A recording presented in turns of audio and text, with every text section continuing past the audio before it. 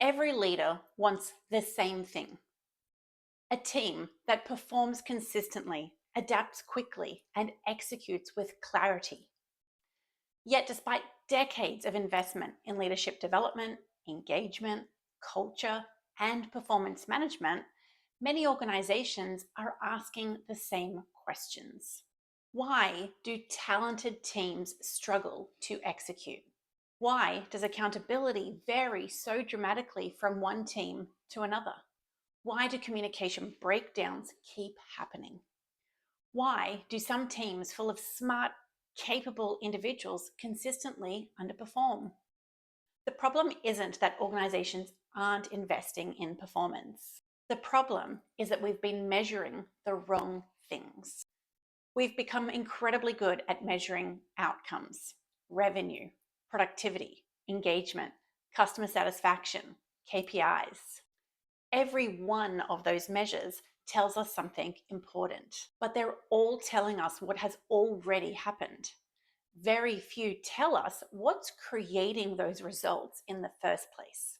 We've become incredibly good at measuring performance as outcomes. We've become much less effective at measuring the conditions that create performance. If you look back over the last 40 years, you can almost trace the evolution of performance. We started by focusing on the individual. The thinking was simple. If we hired talented people and developed their capability and managed their performance well, then naturally we would have high-performing teams. Then our attention shifted towards leadership. We recognized that leaders create clarity, they shape culture, and they influence whether people are going to perform at their best. More recently, organizations have invested heavily in culture. We've embraced engagement surveys, personality frameworks, psychological safety, belonging, and well-being. Every one of those developments has moved us forward. Every one of them still matters. But while we've become increasingly sophisticated understanding individuals, leaders, and organizations, we've spent remarkably little time understanding the team itself. Because every decade has brought us closer to understanding performance, but we've overlooked the team. This is where the conversation changes. The greatest opportunity to improve team performance isn't found inside individuals. It's found in the quality of the interactions between them. Every conversation or decision, every moment of ownership, a disagreement, every act of trust between people. Every one of those interactions shapes how a team performs. Over time, they create invisible patterns that either strengthen execution or slowly undermine it. They determine whether people align around priorities, whether they challenge one another constructively and make good decisions under pressure, and genuinely work together towards shared outcomes. Those dynamics rarely appear on a dashboard, yet they influence almost every result that a team produces. Team performance doesn't live inside individuals, it lives between them. When a team starts to struggle, leaders naturally start to look for explanations.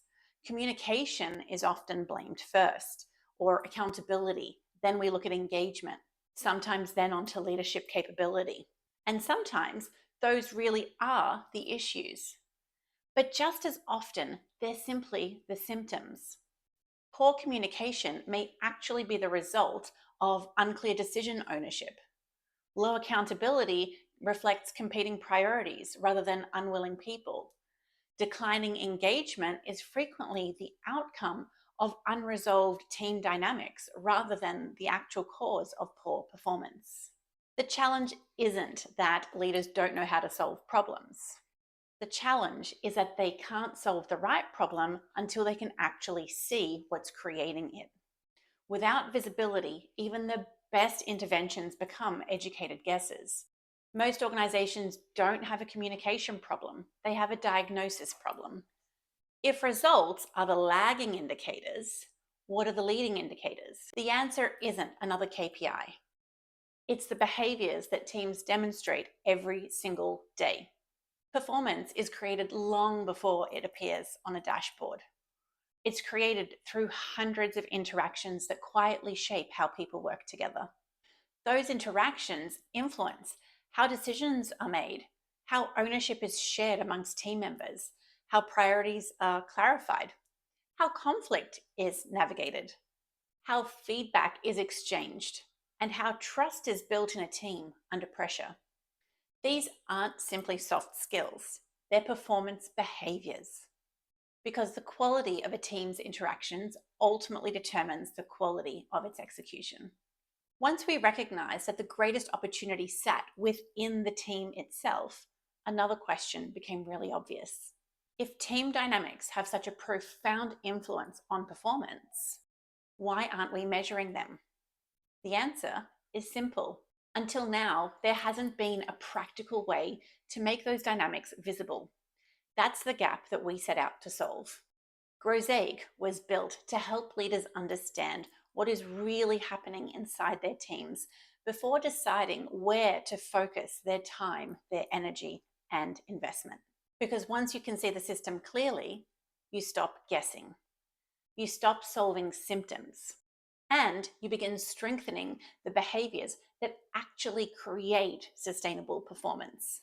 Performance isn't random, it's a system, and every system can be understood, measured, and improved. The future of performance isn't about replacing everything that we've already learned about individuals, leadership, or culture. Those things remain essential. The next evolution is recognizing that there is another layer, the team itself. Because organizations don't execute strategy through individuals, they execute strategy through teams. The organizations that thrive over the next decade will be those that understand how teams actually function. They'll stop measuring performance only after it happens. They'll begin measuring the dynamics that create it. Because organizations don't succeed because they hire talented people. They succeed because talented people learn how to perform together. That's the evolution of team performance.